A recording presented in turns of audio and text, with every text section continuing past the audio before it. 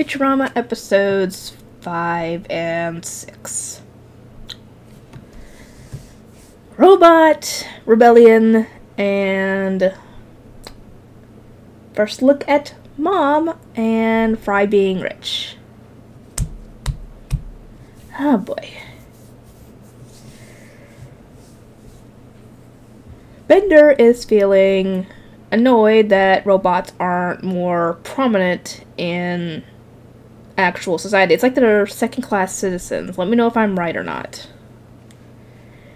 And they end up having to deliver a package to a planet where that's only robots, and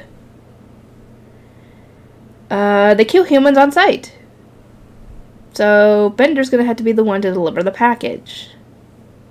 They get down there, and Bender ends up getting captured because he associated with humans, and the others have to dress like robots, which I don't get how that's even possible that they even fooled anybody, because their faces were showing and they look fleshy with that part, so I don't get how that possibly fooled anybody. Those robots must be dumb. They must be very, very dumb. Anyway, they end up finding out, they find Bender, but he's now the one who's leading the uprising against humans, and thankfully the others finally find him, but he doesn't want to leave. They end up getting captured and sentenced to death, and they try to get Bender to be the one to kill them, but obviously he isn't going to kill them.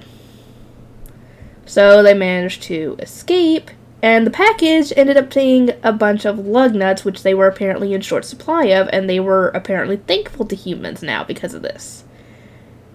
What do you want about the, that gratitude is going to be short-lived once the lug nuts run out. Unless they deliver packages there normally, in which case, I mean... But, yeah, the robots there are pretty darn dumb. And that's saying something considering they're robots. Robots normally are typically smart, but... I'm sleepy, guys. Anyway, episode 6. Where we find that apparently ads or commercials are beamed into your heads through your dreams to get you to buy stuff subconsciously, which kind of makes sense considering when you dream, because you can learn things while you sleep. Like, you can learn languages while you sleep. So, I mean, it's not that far-fetched. It's just the process of that is far-fetched. And they go to the store, and it turns out that, Bender gets busted for shoplifting, of course, because we know this guy is known for stealing things. And they end up being short on bail money, so Fry sees his old bank, so he tries to go get, money out of his account, thinking that maybe his account's still there. And it turns out that he had like 93 cents originally, but over the past 1,000 years, with all the interest, apparently somehow that accounts to him being rich, like, what, $4 billion? How does 2% interest on 93 cents over the course of 1,000 years equate to $2 billion? That makes no sense. Anyway, I actually might have to do that math later, but yeah, so now he's rich, and he tries to get them, he tries to show them, how things were back in the 2000s, and they're not impressed, obviously. And he tries to get, pizza, and he apparently likes anchovies, but anchovies are now extinct, so he cannot even get anchovies, and it turns out that Zoidberg's people were the cause of anchovies being extinct, because they ate them all. And I'm like, okay. And later on, Fry ends up in an auction where they are selling the last can of anchovies. And it turns out that Mom, the one who's running the industrial lady, is there trying to get the anchovies. And I'm like, what the frick is wrong with you? Why would you want anchovies? Because nobody has ever tasted anchovies since, what, over 800 years ago. Because I think that's when they went extinct, like around 2200, something like that. And Fry outbids her at like, what, $50 million? I'm like, she just played you because she raised your amount way more than it should have been, because you would have only paid $15,000 for it. But it turns out that she wanted the anchovies because it would have essentially ruined her business of the robot oil with the anchovy oil.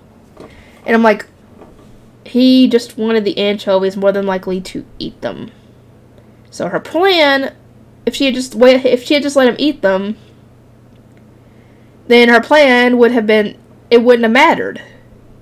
So she sends her sons to try and grab his PIN number from his card to try and drain all his money, so he would be forced to sell the anchovies to her so he'd have money. I'm like, you and your sons are stupid. Here's what they should have done if they wanted the anchovies that badly. Break into his apartment, search it and him until they found the anchovies, and then just left them. They didn't have to go through that whole charade and draining his money, his account of his money. They could have just stolen the anchovies and it wouldn't have mattered. I guess they had to pad it out somehow. Anyway, she tries to buy the anchovies off him once all that's done. That he's like, no, I'm not selling them to you. And she kind of loses her little charade of being a nice, sweet old lady for a bit. And then he's like, I'm just going to put them on a pizza. And she's like, oh, well, make sure to eat them all. Lady, anchovies were a pizza topping at some point. If she had just done her research, she would have realized maybe that's why he bought them. These people who are in positions of power don't really think things through, do they? No, apparently not. I mean, all she had to do was ask, why do you want the anchovies so badly? And if he had just mentioned, oh, I just want to eat them because they are my favorite pizza topping, this could have all been avoided.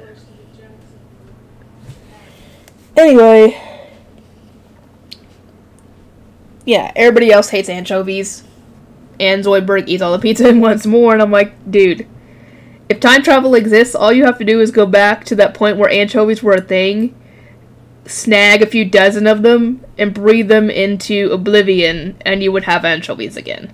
Or even better, take that gene of making anchovies, or take the way to make anchovies and make them with technology.